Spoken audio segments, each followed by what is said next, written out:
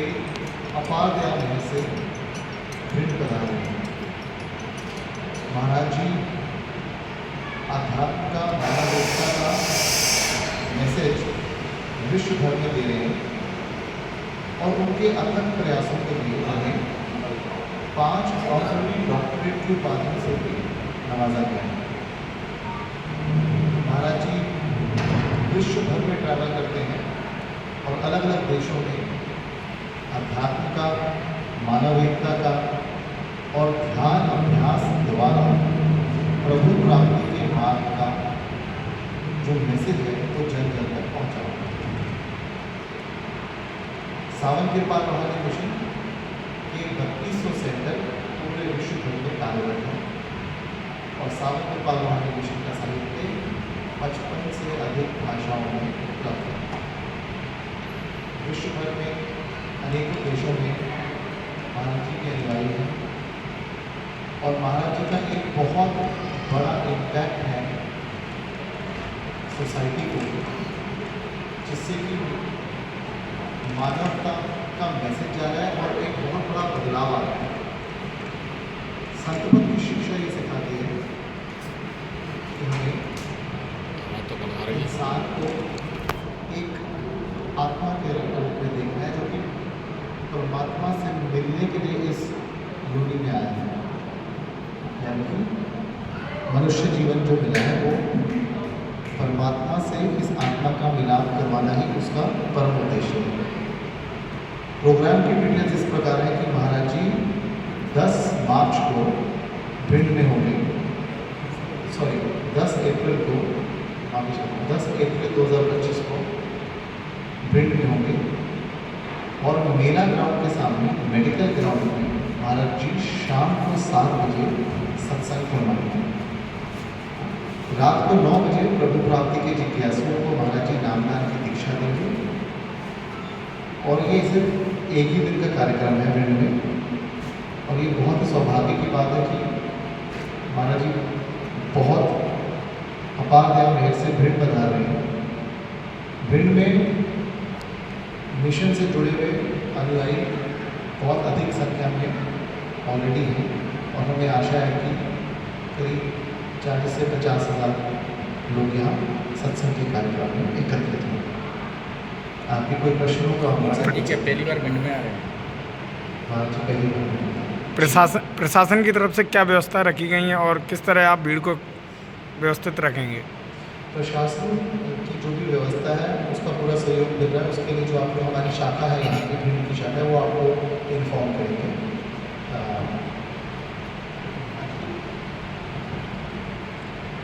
प्रशासन की तरफ से ऑलरेडी कार्यक्रम की परमिशन मिल चुकी है और सभी डिपार्टमेंट को निर्देशित किया जा चुका है।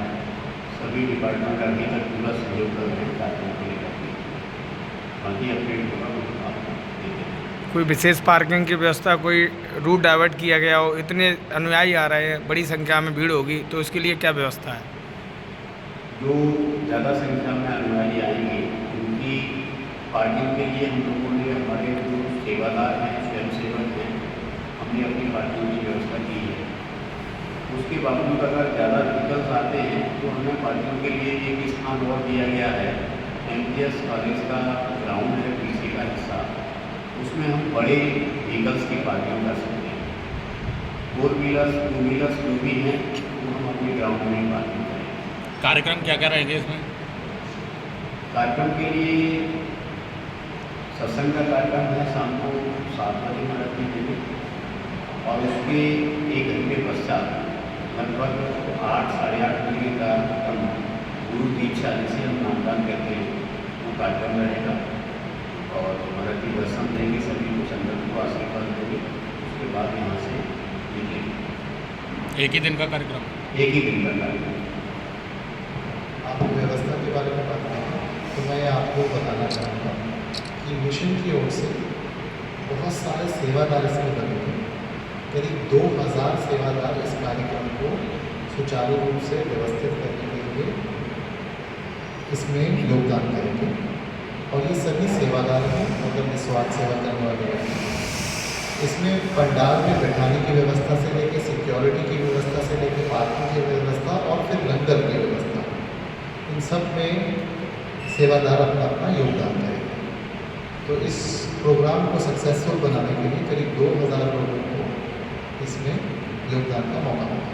अच्छा, इसमें ये सावन कृपाल रूहानी मिशन क्या पृष्ठभूमि है, क्या रूपरेखा है, कितने क्या संगठन, कितने लोग इससे देश भर में जुड़े हुए हैं, कहाँ ये काम कर रहा है, थोड़ा विस्तार से बताएं। सावन कृपाल रूहानी मिशन जो है उसका हेडक्वार्टर दिल्ली में है, विजयनगर दिल्ली में। और सावन कृपाल रूहानी मिशन के जैसे कि मैंने पहले बताया 3200 सेंटर्स विश्व भर में हैं, अनेकों कंट्रीज में। सावन कृपाल रूहानी मिशन की अध्यक्षता संत रजिंदर सिंह जी महाराज करते हैं। और सावन कृपाल रूहानी मिशन आध्यात्मिक शिक्षा के साथ साथ मानव एकता के मैसेज के साथ साथ जन कल्याण के काफ़ी सारे कामों में भी योगदान देते हैं। जैसे साल में अनेकों बार रक्तदान शिविर लगाए जाते हैं अनेकों सेंटर्स में।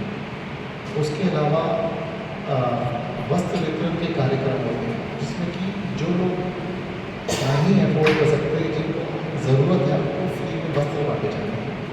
इसके अलावा फ्री आई ऑपरेशन कैंप साल में 2 बार करीब 1500 लोगों का फ्री आई ऑपरेशन किया जाता है दिल्ली में सावन कृपाल रूहानी मिशन के हेडक्वार्टर्स पे।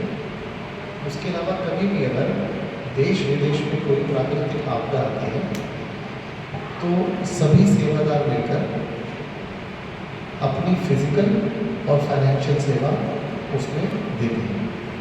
जैसे कि भुज में अर्थक्वेक आया था, सुनामी आया था, अभी उत्तराखंड में बादल पड़ रहा था। जब जब कभी ऐसा प्रकृति का कोई प्रकोप होता है तो मिशन के सेवादार बढ़ चढ़ के उसमें हिस्सा लेते हैं कि वो लोगों की मदद कर सकें।